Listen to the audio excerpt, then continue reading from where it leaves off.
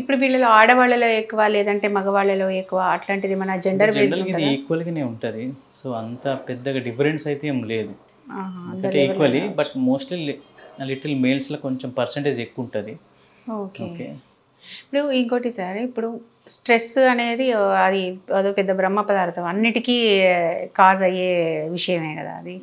ఇప్పుడు Parkinson's basic instinct ఉన్న వాళ్ళలో, బేసిక్ ఆ స్వభావం ఉన్న వాళ్ళలో స్ట్రెస్ ఎక్కువగా వాళ్ళు ఇదైనప్పుడు, అంటే ఎందుకంటే స్ట్రెస్ వల్ల కూడా ఈ కెమికల్స్ డిస్టర్బెన్సెస్ అవుతాయి కదా, అదేమన్నా వాళ్ళలో పార్కిన్సన్స్ అగ్రివేట్ అవ్వచ్చా? పార్కిన్సన్స్ ఏంటంటే మెయిన్గా ఏంటంటే షివరింగ్ అగ్రివేట్ అవుతుంది, వాళ్ళకు ట్రెమర్స్ వస్తుంటాయి. వాళ్ళ కంట్రోల్లో ఉంటే ఆ ట్రెమర్స్ మైల్డ్గానే ఉంటుంది, ట్యాబ్లెట్స్ తోటి చాలా వరకు కంట్రోల్లో ఉంటుంది. బట్ వాళ్ళు కొంచెం ఎక్కువ యాంగ్జైటీగా ఎక్కువ ఫీల్ అయింది అనుకోండి, ఆ ట్రెమర్స్ అనేవి ఎక్కువ అయిపోతుంది అట్లా. సో ట్రెమర్స్ ఎక్కువ అయిపోవడం వల్ల వాళ్ళకి ఇంబ్యాలెన్స్ ప్రాబ్లమ్స్ అన్నీ వస్తుంటుంది అట్లా. సో దాంతో వాళ్ళు ఏదైనా పట్టుకున్నా స్లిప్ అయిపోవడము అట్లా, వాళ్ళు ఇంకెవరైనా వేరే ఫంక్షన్స్లో అట్లా వెళ్ళినప్పుడు ఆ కంగారు ఎక్కువ అయిపోతుంది, వాళ్ళ యాంగ్జైటీ ఇష్యూస్ ఎక్కువైపోతుంది. దానివల్ల షేకింగ్ అనేది ఎక్కువ అయిపోతుంటుంది అట్లా. సో షేకింగ్ అనేది ఎక్కువైపోయిన తర్వాత వాళ్ళకు తడబడము, ఇన్స్టెబిలిటీ, బ్యాలెన్సింగ్ ఇష్యూస్ అవన్నీ కూడా యాడ్ అవుతుంటాయి అట్లా. వాళ్ళు పీస్ఫుల్గా ఉంటే చాలా మటుకు సిమ్టమ్స్ కంట్రోల్లో ఉంటాయి. ఓకే. ఇప్పుడు ఇది వంశపారంపర్యంగా ఏమైనా రావచ్చా సార్? ఫ్యామిలీ హిస్టరీ అనేది యాడ్ అవుతుంటుంది. సో జనరల్గా ఇది 60 ఎబో వస్తుంటుంది నార్మల్గా, బట్ 50 లోపు వచ్చింది అనుకోండి, మనం జెనెటిక్గా కూడా ఎవాల్యుయేట్ చేసుకోవాలా. ఫ్యామిలీలో ఉన్న వాళ్ళకు ఒక 10%, అందరికీ వస్తానేం లేదు, ఒక 10% ఛాన్సెస్ ఉన్నాయి అట్లా. సో డిపెండింగ్ ఆన్ జెనెటిక్ ఫ్యాక్టర్ని బట్టి వాళ్ళకి అనేది వస్తుంటుంది. ఇప్పుడు ఎల్డర్లీ వాళ్ళకు నార్మల్గా వచ్చింది అనుకోండి, నెక్స్ట్ జనరేషన్ అనేది కొంచెం ఎర్లీగానే వస్తుంది. నార్మల్గా 60 ఎబో వస్తే నెక్స్ట్ జనరేషన్ వాళ్ళకు 10 ఇయర్స్ లోపే వాళ్ళకు వచ్చేస్తుంది ఒకవేళ వస్తే. కానీ 100% రావాలని కాదు, ఒక 10% అనేది ఛాన్సెస్ ఉంటుంది రావడానికి. జెనెటిక్ ఫ్యాక్టర్స్ ఉన్నప్పుడు, జెనెటిక్ కాజెస్ ఉన్నప్పుడు ఇంకా కొంత ఎక్కువ పర్సెంటేజ్ ఉంటుంది వాళ్ళకు. అదే అంటే యాక్చువల్లీ ఎందుకు అడుగుతున్నా అంటే, వాళ్ళకు పార్కిన్సన్స్ పేషెంట్స్ ఉన్నారు అంటే కొంచెం పెళ్లి సంబంధాల విషయంలో కానీ అలాంటప్పుడు కొంచెం ఇబ్బందులు ఎదురయ్యే అవకాశం ఉంది కదా, అంటే మ్యారేజ్ చేసుకోవచ్చా, వాళ్ళ లైఫ్ కొంచెం అంటే ఇబ్బంది అవుతుంది, డిఫికల్ట్ అవుతుంది వాళ్ళకి. ఎంగేజ్లో వస్తే 60 ఇయర్స్ అనుకోండి, సో ట్యాబ్లెట్స్ తోటి వాళ్ళు 10 to 15 ఇయర్స్ అనేది డ్రాగ్ చేయొచ్చు. బట్ లెస్ దాన్ 50 ఇయర్స్ వచ్చింది అనుకోండి, వాళ్ళ క్వాలిటీ ఆఫ్ లైఫ్ చాలా ఇబ్బంది అవుతుంది. అదే కాకుండా పార్కిన్సన్స్లో కొన్ని వెరైటీస్, కొన్ని పార్కిన్సన్ ప్లస్ సిండ్రోమ్స్ ఉంటాయి, దానివల్ల వాళ్ళకు చాలా స్పీడ్గా పెరిగిపోతుంటుంది. కొంచెం మందికి రికరెంట్ ఫాల్స్ ఉంటాయి, పిఎస్బి అని ఒక వెరైటీలా, వాళ్ళు ఎప్పుడు పడిపోతూనే ఉంటారు అట్లా. ఎప్పుడు లేచినా ఎప్పుడు టర్న్ అయినా పడిపోతూనే ఉంటారు. పడిపోయి వాళ్ళకు మల్టిపుల్ హెడ్ ఇంజురీస్ అవుతుంటాయి, ఎందుకంటే బ్యాక్ సైడ్ పడిపోతుంటారు వాళ్ళు. వీళ్ళకి ఇది కొంచెం పెద్దవాళ్ళలో లేదు, ఇంకా ఎంగేజ్లో వస్తుంది, 50 ఇయర్స్లో వస్తుంటారు. సిండ్రోమ్స్ వల్ల, జెనెటిక్ కాజెస్ వల్ల పార్కిన్సన్స్ ప్లస్ సిండ్రోమ్స్ అంటాం. అది కూడా జెనెటిక్ ఏం కాదు, బట్ పార్కిన్సన్స్ ప్లస్ సిండ్రోమ్ అంటే నార్మల్ ఇడియోపతిక్ పార్కిన్సన్స్ కన్నా ఎడిషనల్గా ఫీచర్స్ అనేవి వాళ్ళకి యాడ్ అవుతుంటుంది. ఎక్స్ట్రా సిమ్టమ్స్ యాడ్ అవుతుంటే చాలా ఫాస్ట్గా పెరుగుతుంటుంది వాళ్ళకు అట్లా. నార్మల్గా పార్కిన్సన్స్ 10 to 15 ఇయర్స్ ఉంటే వీళ్ళకు 5 to 6 ఇయర్స్నే చాలా స్పీడ్గా పెరిగి బెడ్ రిడన్ అవుతుంటారు. ఇప్పుడు ఇది పర్మనెంట్గా క్యూర్ చేయొచ్చా?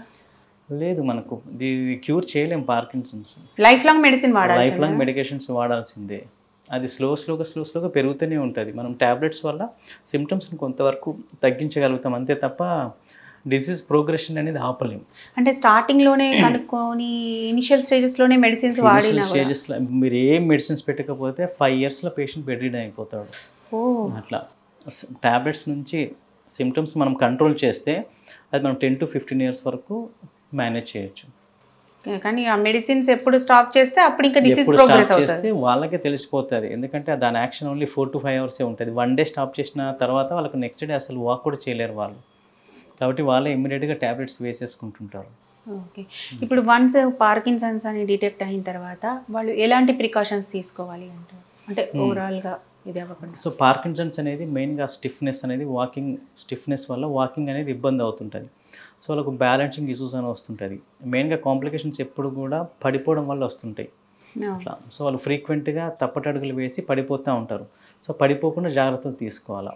అందుకే వాళ్ళకు బ్యాలెన్సింగ్ ఇష్యూ స్టార్ట్ అవుతున్నాయి అనగానే ఓకే స్టిక్ తీసుకొని, స్టిక్ సపోర్ట్ తోటి లేకపోతే వాకర్ సపోర్ట్స్ తోటి వాకింగ్ చేస్తున్నారు.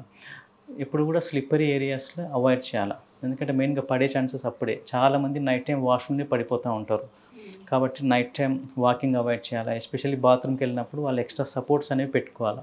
సింగిల్గా వాళ్ళు అసలు ఎప్పుడూ వాక్ చేయదు. చేస్తున్నారు అంటే వాళ్ళకు పక్కన స్టీల్ రాడ్ అట్లాంటివి పెట్టుకోవాలా. వాకర్ తోటి నడవాలి, చాలా మెల్లగా నడుస్తుండాలి. అట్లా ఒక స్టేజ్ వచ్చిన తర్వాత మింగడం ఇబ్బంది అయ్యి వాళ్ళు యాస్పిరేట్ అయ్యే ఛాన్సెస్ ఉంటుంది. అందుకని వాళ్ళకి ఎక్స్ట్రా మనం ఫుడ్ పైపు డైరెక్ట్ పెట్టుకొని యాస్పిరేషన్ అనేది ప్రివెంట్ చేయాలి. ఓకే, అంతవరకు అదైతే కంపల్సరీ. ఆ డ్రగ్ ఇంజురీ సైడ్ ఎఫెక్ట్స్ వస్తుంటాయి. సో ప్రాపర్ మెడికేషన్స్ వల్ల దాని సైడ్ ఎఫెక్ట్స్ కంట్రోల్ చేస్తూ ఆ డిసీజ్ని ప్రోగ్రెస్ అవ్వకుండా కొంతవరకు కంట్రోల్ చేసుకోవచ్చు.